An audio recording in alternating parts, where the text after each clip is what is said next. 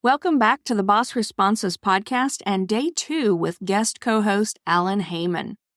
Today we are going to look at a question from a reader about, did they make a mistake? Should they actually do more business planning on their freelance business before they really hit the ground running? This is one of those hotly contested topics I see out there. Some people say just go for it. Some people think that you really should do the planning because you are running a business. I guess I'm somewhere in the middle. I started out without all of that, but it worked out okay. If I had to go back, though, I might have done things differently. Let's go ahead and listen to the conversation, and then you can let us know how you started your business. If you're a freelancer, business owner, or anyone who deals with clients, you're in the right place. I'm your host, Treasa Edmond. I've been dealing with clients and running my business for nearly 2 decades. And in that time, I've dealt with my share of doubt, imposter syndrome, and not knowing what to say when a client asks a question I wasn't ready for. I created this podcast to empower you with the boss responses you need to grow your business.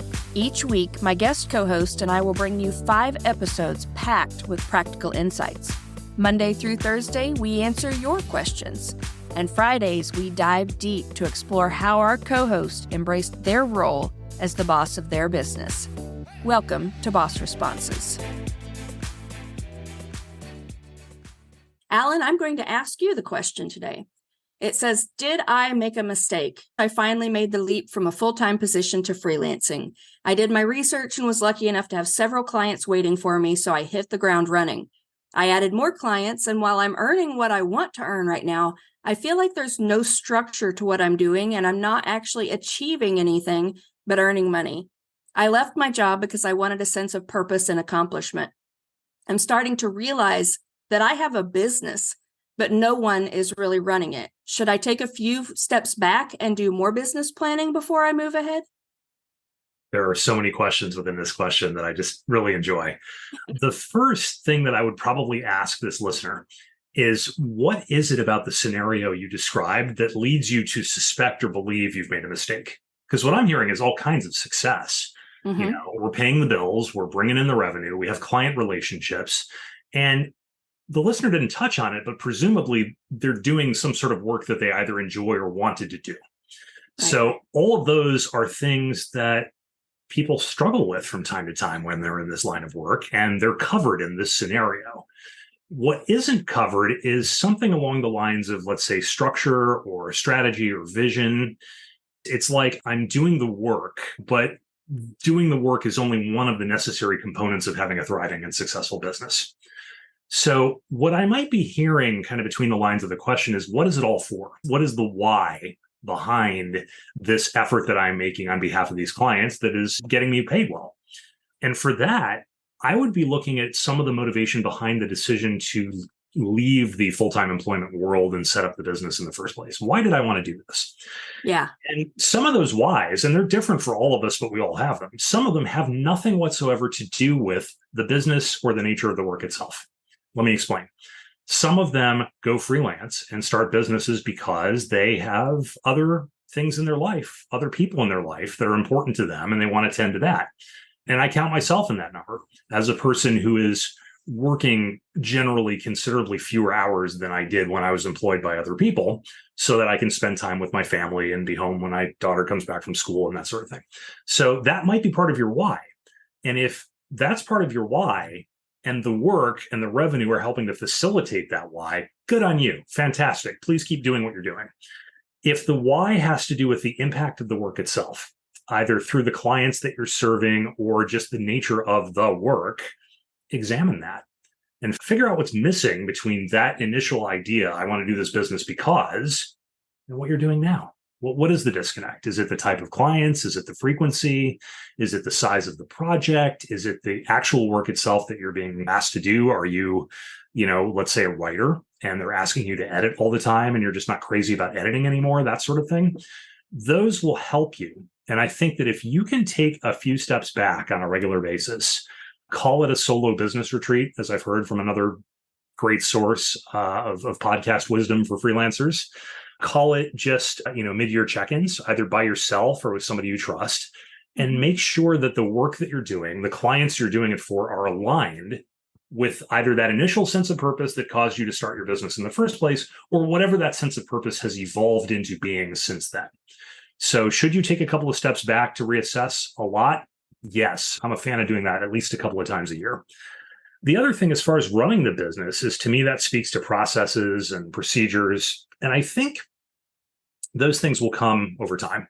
I think that once you've been through your first round of client cycles and your first round of estimated quarterly taxes and things of that nature, you'll start to get a rhythm for those things, or you'll start to develop a sense of where that's just really not your area of strength.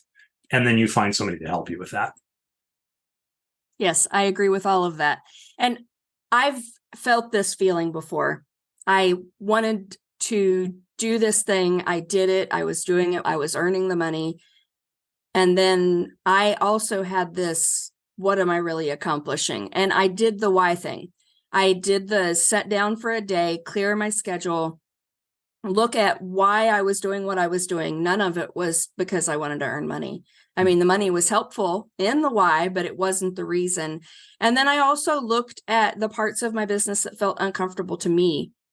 And those were generally accounting, because it's stressful. It brought stress every time I had to do it, anything like that. And then I did that. I looked at, should I offload this? Should I find a different system on how to do it? And in my case, I actually found a software that made it so easy. I'm a big fan of saying, do it as you go. Start lean, do what you need to do, and then only add systems as you need them, because otherwise you can completely let your business fall apart because you're focused on nothing but building systems rather than actually doing your work. So definitely figure out why you want to do it. I would also recommend that you set some goals. If you're looking for that sense of purpose and accomplishment, what are you trying to accomplish? Set specific goals. They don't have to be income goals.